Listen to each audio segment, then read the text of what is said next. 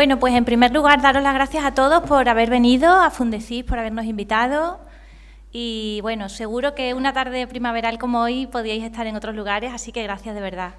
Yo me llamo Silvia Román, muchos de los que estáis aquí me conocéis, hay alumnos de industriales, gracias por haber venido. Y bueno, yo soy profesora en la Escuela de Industriales e investigadora. Yo hice Ingeniería Química en la UNEX, hice después la tesis doctoral amparada con una beca de la Junta de Extremadura y bueno, como decía mi compañera María José, pues a lo largo del desarrollo de la tesis doctoral pues siempre es bueno hacer estancias, lo cual no nos gusta nada, sí que nos encanta. Y hemos estado en diferentes lugares para seguirnos formando. Terminé mi tesis doctoral y después hice también una postdoc y finalmente cogí plaza donde estoy ahora trabajando. A lo largo de todo este tiempo, mi investigación siempre se ha centrado en el uso de biomasa. El grupo en el que yo trabajo, ahora lo voy a presentar, trabaja con otras energías renovables, pero yo en particular he trabajado siempre con biomasa, con dos miras, la mira de la fuente de energía y la mira de la producción de materiales con valor añadido. Entonces, bueno, la presentación voy a realizarla un poco en el contexto de esa biomasa, voy a hacer un poquillo más de énfasis en algo que fue importante para mí, que fue mi tesis doctoral, y después pues terminaré la presentación con lo que estamos haciendo muy recientemente. Este es el grupo Geisberg, el grupo en el que trabajo, se llama Grupo de Aprovechamiento Integral de Residuos Biomásicos y Energías Renovables, y aquí tenemos algunas imágenes representativas de lo que hacemos. Si me alejo se oye también, ¿no? Como me muevo tanto. Tenemos, por ejemplo, bueno, hacemos de todo, pero básicamente utilizamos biomasa lignocelulósica. La biomasa lignocelulósica es biomasa que podemos encontrar en maderas, en cáscaras de frutos, huesos de frutos, etcétera. Por ejemplo, pues tenemos aquí cáscaras de nueces, que las hemos utilizado mucho. Podéis imaginar huesos de aceituna, todo tipo de residuos de madera y otros residuos más interesantes o como mínimo más difíciles de procesar que estamos utilizando actualmente. Tenemos ahí una imagen del camalote, del que hablaré un poquito más adelante, que nos toca aquí particularmente, aquí en Badajoz. Tenemos aquí pues nuestros reactores, tenemos varios tipos de reactores para hacer diferentes procesos térmicos como pirólisis, gasificación, hidrocarbonización, y también tenemos una planta piloto con la cual estamos trabajando recientemente para poder aplicar la investigación que hacemos a escala laboratorio a una escala más piloto cercana a la industria. Además, aunque no lo hago yo particularmente, pero también trabajamos en el crecimiento de microalgas. Alimentamos las microalgas con CO2, lo cual es muy interesante porque es una forma de capturar el CO2, acercarnos a esos objetivos, y luego utilizamos las algas para producir energía también. Entonces, procuramos siempre cerrar el ciclo. Bien, bueno, ya hemos hablado anteriormente de las ventajas de buscar un escenario energético donde haya una mayor participación de energías renovables. Como me voy a centrar en la biomasa, empecemos entendiendo qué es la biomasa. La biomasa realmente es un material que proviene de la vida. Podemos definirlo, viene del griego, la bio, magda, que es pues, materia que ha tenido vida o que incluso tiene vida. Y de ahí podemos hablar de residuos de plantas, de residuos de animales, excrementos de animales, lo que se nos ocurra, nosotros mismos. Entonces tenemos las biomasas clásicas, que digamos han sido ya estudiadas, sabemos que funcionan, todos hemos oído ya hablar actualmente de peles, podemos comprar peles en Carrefour, ¿no? Peles de madera, peles de huesos de aceituna, bastante famosos aquí en Extremadura por la cantidad de almazaras que tenemos. Y sabemos también que, bueno, existe ya un porcentaje obligado para ciertos vehículos de que tengan biodiesel, proveniente también de plantas. Aquí tenemos algunos ejemplos cercanos que todos conocemos.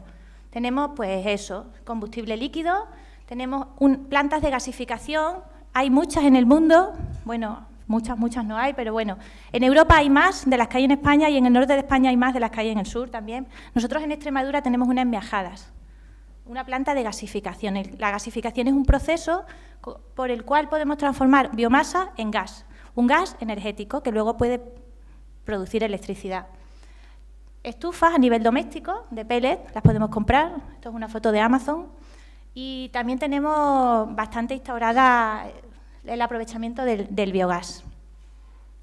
Pero luego, aparte de estas biomasas que ya sabemos utilizar, ya tenemos tecnologías apropiadas, mejorables siempre, pero apropiadas para ello, tenemos otras biomasas más problemáticas, que es a las que me refería al principio. No porque sean más interesantes, porque realmente son más problemáticas, pero precisamente porque suponen un importante problema medioambiental. Entonces, darles un uso no solo nos permite obtener un valor, sino que es que nos permite terminar con un residuo, con un contaminante. Tenemos muchos residuos de alimentos. En Extremadura tenemos muchísimo tomate, lo sabemos, que somos grandes productores de tomate, y el tomate pues da lugar a un residuo húmedo. Todo lo que sea húmedo da lugar a contaminación, presencia de microorganismos, etcétera. Y otros residuos como cáscaras de frutos. Aquí tenemos cáscara de naranja, piel de patata. Con todos estos residuos hemos trabajado nosotros. Esto es el residuo de la fabricación de la cerveza, con el que también nosotros estamos trabajando. Residuos de animales, excrementos de vaca, tienen mucha energía. Y lodos de depuradora, o por ejemplo, esto es una foto de Camalote de aquí, en Medellín. El río Guadiana, a su paso por Medellín, que cubre totalmente, no sé si habéis visto algunas imágenes, cubre totalmente la superficie del Guadiana. Y algas. Las ventajas de la biomasa son muchas. Creo que las conocemos, pero podemos hacer un pequeño comentario para que no se nos olviden. Una de ellas es su carácter renovable. Es un recurso renovable, no es finito como los combustibles fósiles. Otra de ellas es que tiene una emisión neta de CO2 cero. ¿Qué significa esto? Por supuesto, si quemamos biomasa generamos CO2, generamos CO, generamos otros gases, pero el carbono que contiene la biomasa es el carbono que fijó en su crecimiento, de modo que el balance global es cero. En la fotosíntesis la biomasa ha crecido absorbiendo CO2 de la atmósfera.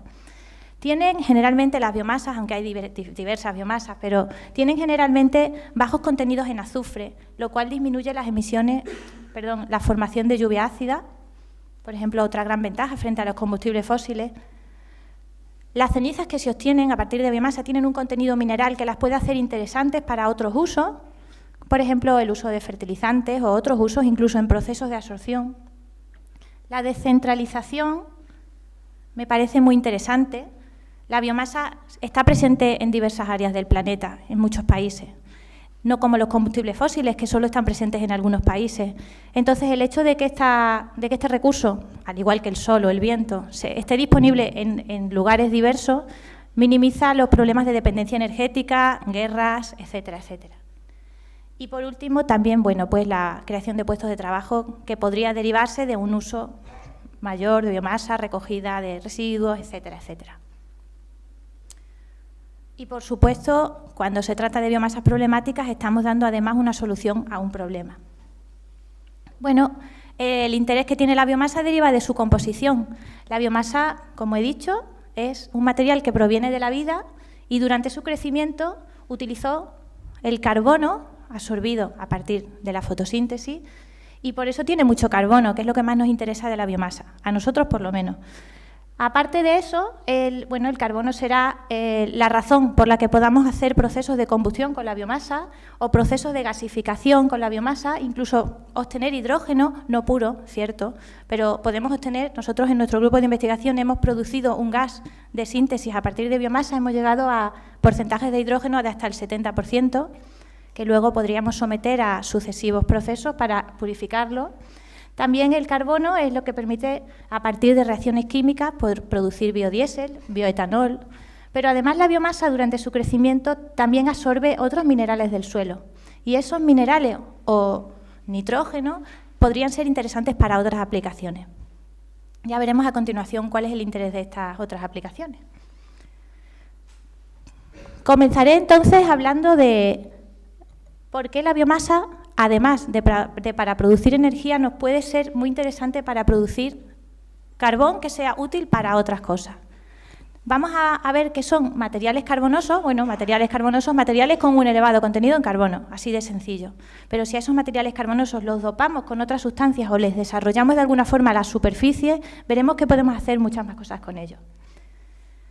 Entre esas cosas podemos hacer adsorbentes, que son materiales muy interesantes porque son capaces de ser utilizados como filtros, como comentaré a continuación porque me voy a centrar en gran parte en eso. Podemos dopar a esos materiales con metales que los hagan magnéticos, nos puede dar lugar a aplicaciones interesantes. Podemos utilizar esos carbones también en suelos como fertilizantes o incluso como herbicidas según los manipulemos. Y también podemos fabricar otros materiales como electrodos. En el caso de los absorbentes, nosotros hemos trabajado mucho, yo en particular he trabajado mucho en eso porque mi tesis doctoral se basó en eso. Por eso voy a parar un poquito aquí y voy a describir con un poco más de detalle qué es un absorbente. Un absorbente o un carbón activado es... ¿Se me oye bien? Aunque esté así, ¿no? Me agobio. Un absorbente es un material que tiene una superficie desarrollada. Es un material que tiene mucho carbono, pero además ha sido sometido a procesos para desarrollar una porosidad muy específica. Porosidad entendida como una gran cantidad de túneles, de agujeros en esa superficie. Podemos ver en esta imagen algo parecido. Nosotros, si nos imaginamos una partícula de carbón, vemos algo negro, pero si pudiésemos verla al microscopio, veríamos que tiene innumerables agujerillos. Esos son los poros. Y tal y como nosotros diseñemos esos poros, tenemos la capacidad de usar ese carbón para retener en esos poros las sustancias que nosotros queramos. Aquí tenemos otro ejemplo. Y cuando nosotros pongamos en contacto este carbón activo con un efluente, que puede ser un gas o puede ser un líquido, las moléculas de ese efluente que tengan ganas de introducirse en esos poros se meterán en esos poros y nosotros tendremos como consecuencia un efluente más limpio. Así funcionan los filtros de carbón activo. ¿Qué necesitamos para hacer un filtro de carbón activo interesante? Que sea un absorbente de calidad con una elevada eficiencia de retención del contaminante que queremos, una elevada selectividad, porque si en ese carbón entra todo lo que hay ahí y no solo lo que queremos, se nos va a saturar sin llevar al objetivo que nosotros queríamos. Queremos que sea duradero, queremos que tenga una retención en el tiempo, una garantía. El contaminante entra, pero no se va, se queda, ¿no? Y, por supuesto, que económicamente sea interesante, que podamos producir ese carbón con un buen rendimiento. El mercado de carbón activado es un mercado que no para de crecer. Cada año nosotros, cuando hacemos nuestras publicaciones, actualizamos las estadísticas y es un mercado que no para de crecer. Ahora ya China está a la cabeza, hace unos años era Estados Unidos. No paran de salir aplicaciones para los carbones activados. Todos tenéis en casa carbón activado, quizás no lo sabíais, pero algunos de estos ejemplos os serán familiares. La jarra Brita, nos gusta usarla de ejemplo porque se hizo famosa, es esa jarra donde tiene un lecho de carbón activo y el agua, como tiene que atravesar el lecho de carbón activo, el agua que nosotros nos vamos a beber ya ha pasado por ahí y está limpia. Tenemos otros ejemplos clásicos, mascarillas o esos grifos que incorporan los filtros de carbón activo, todas las centrales térmicas, centrales nucleares, todos los lugares en los que hay tratamientos de gases suelen incorporar carbón activo, ambientadores. No olvidéis que el carbón activo sirve para líquidos y para gases. Esto es, por ejemplo, un accesorio de un aparato de aire acondicionado. Los tenemos también en los coches para absorber humedad. Las plantillas de los zapatos para absorber el mal olor. Es un mercado en crecimiento y, en consecuencia, se valora mucho el utilizar nuevos materiales, nuevos precursores, biomasas nuevas, y también nuevos métodos más sostenibles. Nosotros, en nuestro grupo de investigación, tenemos mucha relación con las empresas y estamos siempre abiertos a colaboraciones y a satisfacer las necesidades. Hacemos proyectos con las empresas para buscar soluciones. Y uno de los convenios que hemos tenido a lo largo de muchos años es con la Central Nuclear de Almaraz. Voy a parar aquí porque esto fue un poco la temática de mi tesis y, bueno, no podía dejar de hablar de ello. Nosotros, en el año 2009, hicimos un convenio con la Central Nuclear de Almaraz, la cual, como todas las centrales que generan emisiones, utiliza carbones activos. En la central tienen carbón activo en diferentes ubicaciones, como mostraré a continuación, para poder retener isótopos radiactivos que se puedan generar durante la operación de la central. Existen diferentes ubicaciones, como ya digo, pero utilizan grandes cantidades. Aunque no sea necesario usarlos, porque estos carbones solamente se usan en caso de que hubiese efluentes a eliminar, los carbones los tienen que reemplazar con periodicidad, porque los carbones con el tiempo envejecen. ¿Qué quiere decir envejecen?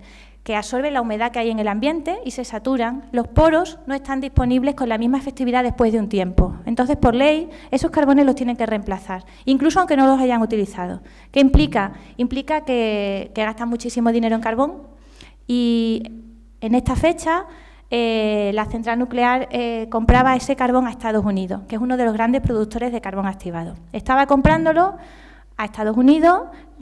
Y bueno, el origen del carbón era la cáscara de coco, un buen material biomásico, muy interesante para hacer carbón activo, y nos propusieron intentar producir nosotros carbón similar, capaz de satisfacer con éxito esa necesidad, pero con materiales de la región o como mínimo más cercanos.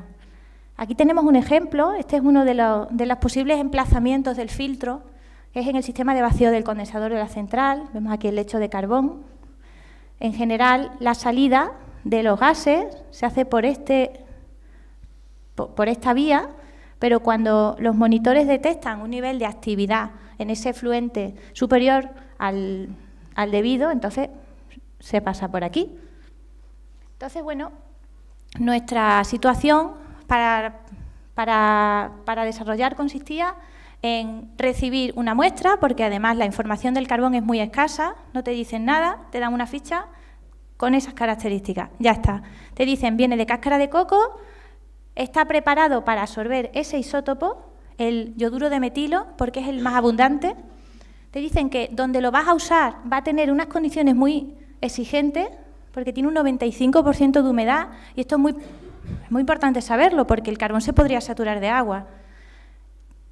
Te dicen que debería dar lugar a una eficiencia de retención mínimo del 85% y también que está impregnado en un agente que nosotros no conocíamos, que se llama trietilendiamina. Esta fue la ficha que nos dieron y con esto nos dieron muestras de carbón. Lo cuento como un cuento porque es como yo lo viví, como lo vivimos nosotros en el grupo de investigación. Esto tenéis que hacer. Tenéis que hacerlo igual con residuos de Extremadura. Entonces nos pusimos a estudiar, a leer mucho sobre lo que había, que aquí muchos investigadores habían investigado sobre carbón activo para absorción de yodo, especialmente en Rusia y en Estados Unidos, mucha lectura y también mucho análisis. Hicimos análisis a los carbones para intentar comprenderlos, intentar entender por qué eran como eran. Bueno, yo no voy a describir minuciosamente los análisis que hicimos, pero estudiamos especialmente la porosidad, cómo son los poros, qué volúmenes de poros hay, cómo están distribuidos, si son pequeñitos, si son grandes, cómo se conectan entre sí, si son redondos, los poros pueden tener formas diferentes, y cómo es la química superficial. Es decir, ¿hay moléculas encima del carbón que sirvan para algo? Nos habían dicho que sí, que estaba impregnado en TEDA. A través de toda esa revisión bibliográfica vimos que esa molécula tiene algo especial que atrae a esos isótopos y empezamos a imaginarnos lo que estaba pasando, a imaginarnos y a contrastarlo con la literatura, claro. Esos carbones, que son óptimos para absorber isótopos radiactivos, son carbones que, al margen de ser muy microporosos, significa poros muy pequeños, tienen en su superficie una molécula que se llama trietilendiamina, que es esta molécula. Esa molécula no está ahí por casualidad, la han metido porque esa molécula tiene electrones para compartir.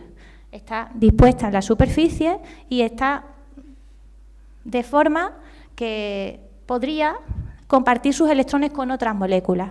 En este caso, la molécula que queremos absorber es esta, que es el yoduro de metilo, que tiene ganas de compartir electrones, quiere que le den electrones. De modo que, empezamos a entender un poco qué es lo que pasaba. Si nosotros tenemos un carbón y tenemos los poros adecuados, tenemos el hueco, está muy bien porque podrá entrar la molécula, pero si no tenemos algo que atraiga a esa molécula en especial, esa molécula puede entrar y puede volverse a ir otra vez. Queremos una absorción duradera. De modo que esa era la razón por la que teníamos que impregnar los carbones con la trietilendiamina.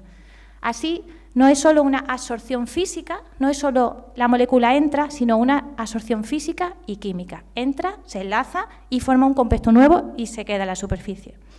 Y eso fue lo que hicimos, entender qué es lo que pasaría en la superficie del carbón. Nos pusimos a trabajar y entendimos que la presencia de trietilendiamina, de ese impregnante, era esencial porque si no nuestro carbón no iba a funcionar en las condiciones de extrema humedad relativa a la que se iba a encontrar. Aquí tenemos un esquema interesante porque podemos ver que aunque hagamos un carbón maravilloso y perfecto desde el punto de vista de la porosidad, si no lo dotamos de la selectividad hacia la molécula que queremos, ese carbón va a bloquear sus poros con el agua, que es mucha agua, un 95% de humedad. Así que, bueno, dijimos, ¿qué residuos podemos utilizar? Pues los que teníamos por aquí cerca, los que las empresas nos daban, entre ellos, pues el hueso de la aceituna, la cáscara de nuez, poda de almendro, porque hemos colaborado mucho con empresas que se dedican a la almendra, entonces ellos nos dieron la poda y la cáscara, las dos. Y empezamos a hacer carbones, hicimos muchísimos carbones. En general, tenemos que someter siempre a la materia prima a un proceso de secado para que esté homogénea, después a un proceso de triturado y molienda y tamizado. Queremos que tener un tamaño de partícula igual, porque el tamaño de partícula afecta a los procesos termoquímicos posteriores. Una vez que teníamos la biomasa preparada, hicimos el carbón activo. Un método habitual de preparar carbón activado es la activación física. Consiste en 2 etapas. En primer lugar, hay que hacer una pirólisis. En ese proceso, la biomasa pierde su contenido volátil y se convierte en un carbón que se llama carbonizado, se llama char, pirolizado, que tiene porosidad, se dice porosidad incipiente. Están los poros, pero todavía no están limpios. Están un poco sucios como resultado de los gases que se han eliminado en la pirólisis, que han condensado en los poros. Necesitamos someter al carbón a otro proceso adicional para desarrollar bien esa porosidad. Y eso se hace introduciendo agentes activantes. En la pirólisis introducimos nitrógeno, es simplemente un calentamiento en atmósfera inerte, para enriquecer en carbono la biomasa de partida, y a continuación introducimos nuestros agentes activantes. Estudiamos 3, el dióxido de carbono, el aire y el vapor de agua que nosotros mismos pues, generábamos. Hicimos estas experiencias variando mucho las condiciones, puesto que tanto la temperatura como el tiempo de activación desarrolla la porosidad de una forma muy diferente. Vimos, bueno, el proceso está aquí un poquillo descrito. Tenemos nuestro reactor de pirólisis. Estas son las condiciones de pirólisis estándar. Nos permiten densificar energéticamente, aumentar el contenido en carbono de la biomasa. Introducimos la biomasa en la cestita, bajamos la cestita y ya tenemos listo el carbón para poder desarrollar su porosidad. Y ahí nos vamos al proceso de activación. Aquí tenemos un resumen de todas esas variables experimentales que utilizamos. Hicimos muchos carbones, más de 300 carbones. Nos sirvió para entender bien cómo se activan los carbones, cómo puedes hacer el poro más grande, más pequeño. La aplicación de la absorción de yodos es una, pero hicimos carbones para muchas más aplicaciones. Y observamos que de todos esos carbones, pues teníamos carbones con poros más pequeños. Los poros del carbón que queríamos nosotros hacer tenían que ser pequeños, pero tenía que ser un volumen determinado. Entonces, tuvimos que ir, digamos, discriminando condiciones experimentales. Teníamos un límite, no queríamos hacer un carbón que económicamente no fuera sostenible. Nuestro límite de rendimiento era el 40%. Aunque hiciésemos un carbón de más calidad, si eso conllevaba que el rendimiento sólido era inferior, considerábamos que no era interesante. ¿Qué es el rendimiento sólido? Si empleamos 100 gramos de biomasa y obtenemos un carbón que se nos queda en 15, no es sostenible. Vamos a perder mucha biomasa en el camino y económicamente no nos parecía interesante. Entonces, bueno, con todas esas variables elegimos los carbones que nos parecía que respondían a ser iguales que el que tenía la central. Y aquí tenemos una tablita donde comparamos. CNA significa Central Nuclear de Almará, representa el carbón que nos dieron para estudiarlo, y tenemos algunos parámetros típicos para los carbones activados. Ese BET significa superficie BET, es la superficie en metros cuadrados por gramo, representa de alguna manera la superficie disponible en los poros. Es como si pudiésemos extender todos los poros y ver qué superficie nos da. Se dice que en una cucharita pequeñita de carbón activo hay la superficie de un campo de fútbol. Es un ejemplo para ver que extendiendo la porosidad tenemos una superficie enorme. Aquí hay 800, 700, existen carbones activados con superficies hasta 3000. nuestra exigencia no era tan elevada. Nosotros queríamos unos 730, lo logramos. Y los volúmenes de micro y mesoporos, pues también los conseguimos. Estábamos contentos, dijimos, nuestros carbones tienen la porosidad adecuada. Morfológicamente, bueno, esto es el tamaño de poro, también similar. Esta es la distribución de tamaños de poro.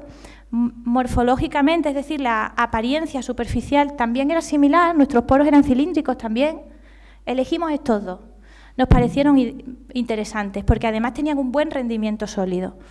Elegimos uno de cáscara de nuez fabricado con CO2 a 850 grados durante 120 minutos y otro con vapor de agua, también de cáscara de nuez, a 850 también y 30 minutos. Ya de entrada dijimos, bueno, no sabemos, pero parece que este económicamente va a ser más interesante porque vamos a tener el reactor puesto media hora y en este 2 horas. Pero bueno, estas son cosas que luego tenemos que ver. De modo que dijimos, pues ahora que ya tenemos los carbones hemos acabado, ¿no? Nos preguntábamos, ya tenemos el carbón listo, tenemos los poros preparados, esa molécula puede entrar. Pero realmente no habíamos acabado porque la molécula todavía no se iba a quedar, no habíamos impregnado, ¿no? Tenemos que darle al carbón la superficie química óptima para que el carbón sea apetecible para la molécula, que si no la molécula va a pasar de largo, ¿no?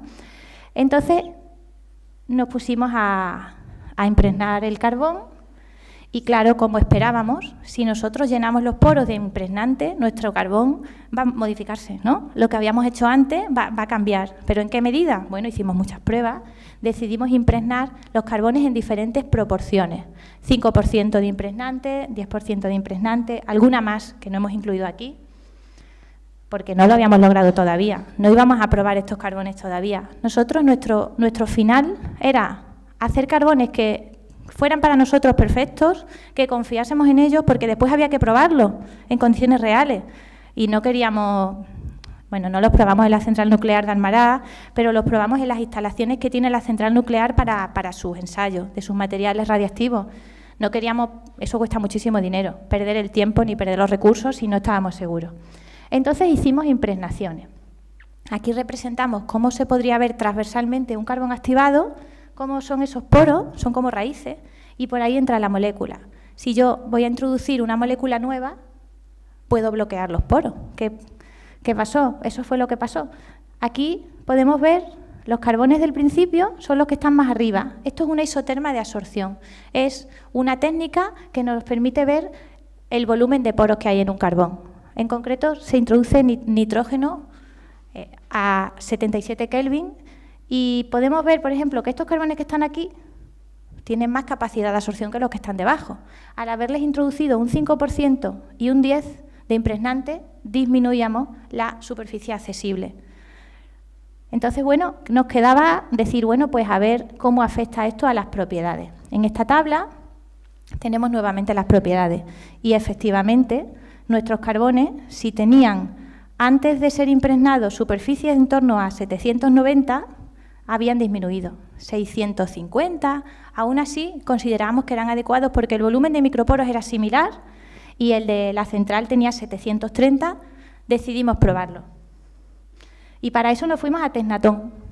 Tecnatón está en San Sebastián de los Reyes, en Madrid, y es un sitio curioso, es un lugar que reproduce todas las piezas que pueden llegar a ser probadas en una central nuclear. Están las salas de control exactamente iguales porque es donde forman. Si alguien ha trabajado en una central nuclear, habrá pasado primero por Tecnatón por lo menos un par de años. Forman a las personas que van a trabajar en centrales y simulan las condiciones a la perfección. Hasta los relojes de pared son idénticos. Tenemos diferentes lugares y uno de ellos es el laboratorio de ensayo de carbón activo. Ahí es donde estuvimos nosotros. Y siguiendo la norma americana de ensayo de material radiactivo, esto era muy serio, pues preparamos nuestros lechos de carbón. Tuvimos que preparar mucho carbón porque la norma exigía una masa importante de carbón.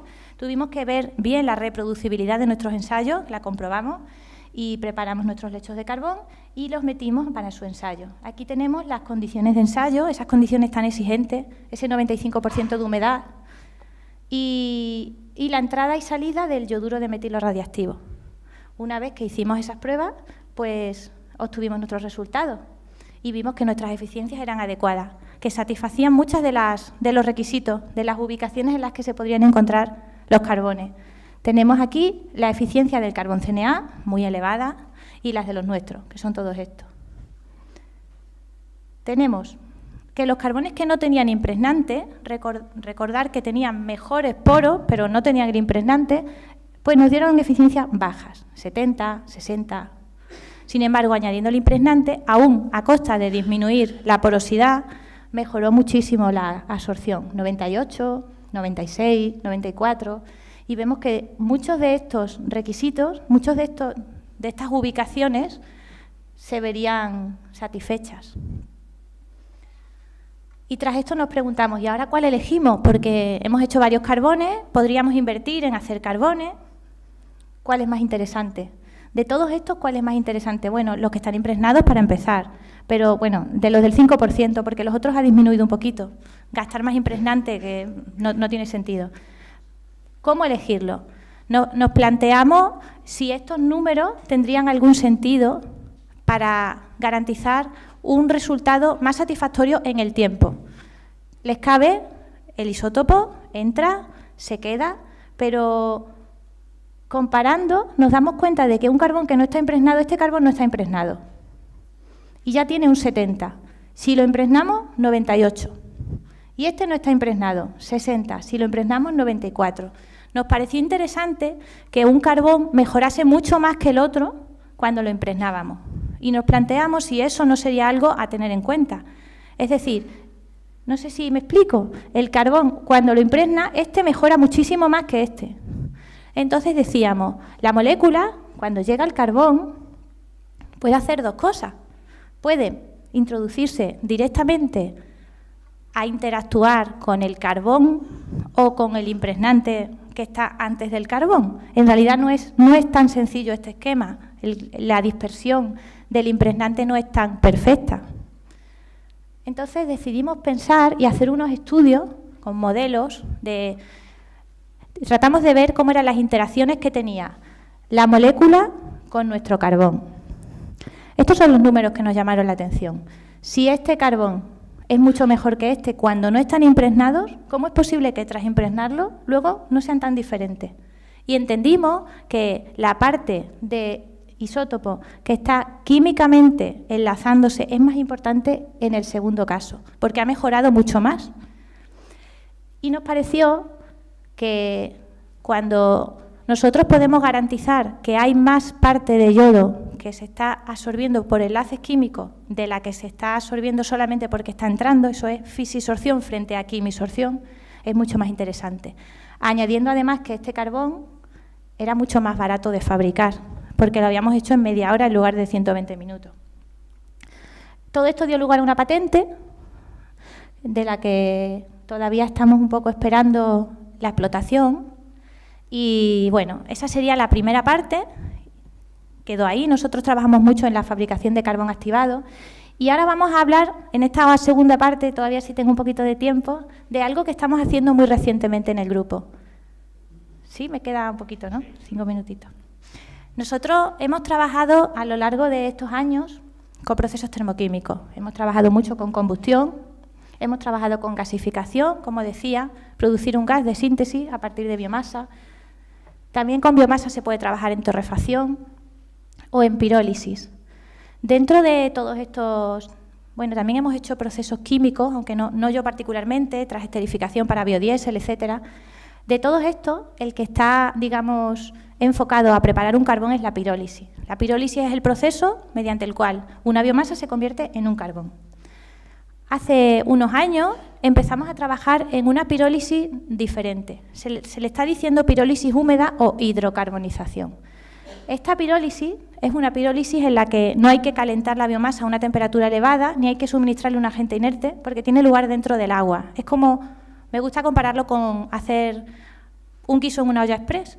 La biomasa se introduce en agua, en un reactor que esté cerrado herméticamente, y ese reactor se calienta, y solamente la acción del agua a esa temperatura, son temperaturas moderadas, en torno a 250 grados, solamente el hecho de que el agua caliente y a la presión que se autogenera, porque no la generamos nosotros, se genera solamente porque el reactor está cerrado, la presión de saturación correspondiente, El hecho de que exista esa temperatura y esa presión hace que el agua se comporte como un agente muy oxidante.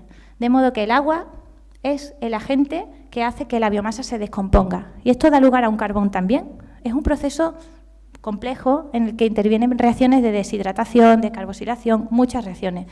Pero es un proceso muy sostenible, muy en línea con las líneas, con el horizonte 2020, porque energéticamente es muy favorable. Las reacciones son todas, en global, son exotérmicas, mientras que la pirólisis es endotérmica, hay que añadir calor, la hidrocarbonización no. Y hay una ventaja importante, y es que el proceso ocurre dentro de un reactor cerrado, no hay emisiones hacia afuera. Entonces, ese CO, CO2, metano que se generarían en una pirólisis, no se generan, pero no es solamente que no se generen, es que ese gas vuelve a entrar en el hecho de reacción. Se genera, pero no sale del reactor, vuelve a entrar y al final lo que tenemos es una captura del carbono muy importante. También se le llama un método de captura de carbono. Consiste en incrementar el contenido en carbono de la biomasa. Se tienen 3 fases. Una vez abrimos el reactor, tenemos un sólido que tiene un importante contenido en carbono. Puede ser un combustible, hemos hecho esto con muchas biomasas ya. Obtenemos una fase líquida que contiene algo de carbono, también depende mucho de las condiciones experimentales. Algunos de los químicos de la fase líquida son muy importantes, interesantes, desde el punto de vista industrial. Y la fase gaseosa, nosotros solemos dejar enfriar el reactor para que se minimice al máximo. Es muy sencillo, lo podemos llevar a cabo en diferentes reactores, pero básicamente, como decía, el reactor se denomina autoclave, imaginémonos una olla express, en la cual nosotros introducimos la biomasa y eso lo introducimos o bien en una estufa o bien si nosotros tenemos ya reactores autocalefactados, lo hacemos ahí. Tras ese tiempo, son condiciones muy suaves, lo que obtenemos es dentro la descomposición de esa biomasa y después lo separamos y tenemos una fase sólida y una fase líquida. ¿Qué ventaja tenemos? Pues tenemos una ventaja muy importante. El proceso es muy sostenible y el proceso está muy de moda y se está investigando como un símil de cómo sería el petróleo en la Tierra a lo largo de los siglos a partir de los materiales orgánicos, cómo podríamos nosotros hacerlo en nuestro laboratorio. Pero el proceso es muy interesante porque la biomasa húmeda deja de ser un problema. La biomasa húmeda energéticamente está descartada para usar procesos tradicionales, pero con la hidrocarbonización es que no importa, es que su agua ya es un reactivo, es que no pasa nada, no tenemos ni que secarla. El agua de la biomasa va a ser parte de la reacción. Entonces aquí hemos abierto el espectro de posibles materiales a utilizar. Tenemos los que poníamos al principio. Hemos trabajado mucho con el tomate, hemos trabajado con el camalote, etcétera, etcétera, etcétera. Y muchas ventajas que he dicho ya, pero podemos repasar. Para mí, esta es de las fundamentales. Poder usar materia húmeda, evitar un proceso de secado previo, es dinero, es facilitar la operación, etcétera. Se ha demostrado que los agentes aglomerantes necesarios para peletizar biomasa se minimizan en el caso de nosotros, de que quisiésemos hacer peles a partir del carbón que obtenemos. Al carbón se le suele llamar hidrochar, porque viene de hidro, de agua. Ese carbón incorpora agentes aglomerantes en sí, de la descomposición. Y eso también es bastante interesante. El proceso es exotérmico, como he dicho, genera calor. Se puede separar la fase fácilmente, mínimas emisiones.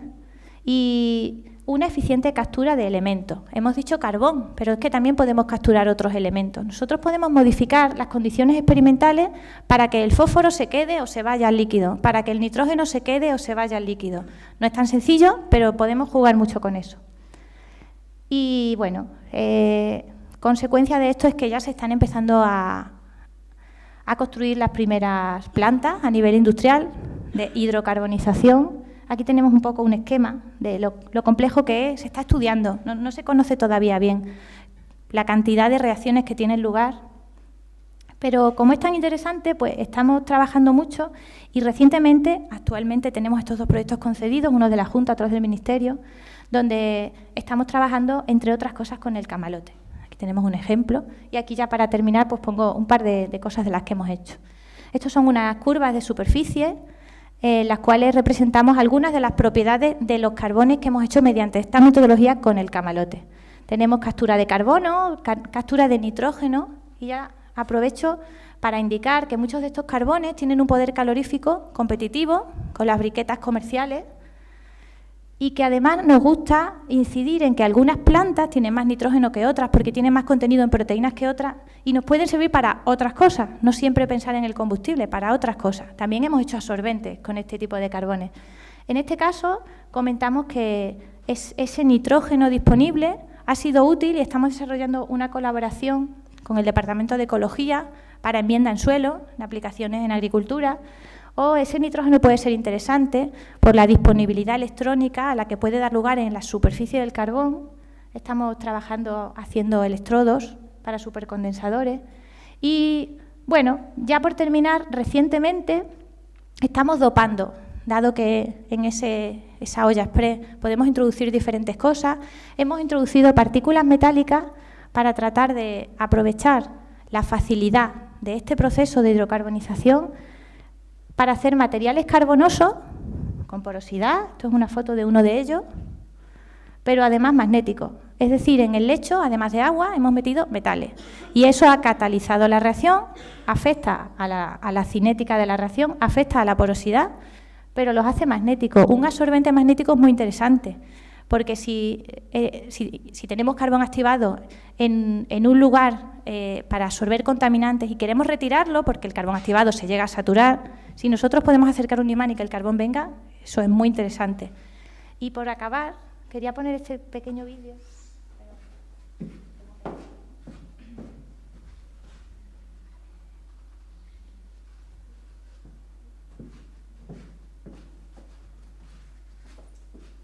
Donde podemos comprobar que hemos conseguido dotar a esos materiales de propiedades magnéticas. Y bueno, pues con esto termino y muchas gracias por vuestra atención.